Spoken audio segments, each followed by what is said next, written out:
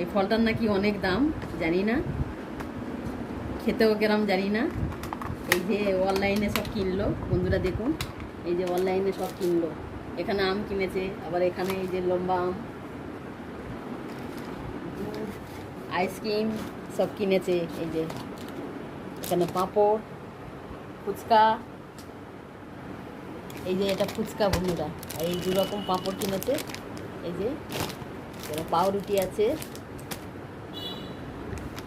এখানে পনির আছে, চিজ আছে, এখানেও চিজ আছে, এর ঘি আছে। এটা এই অনলাইনে সব বাজার করলো এখন।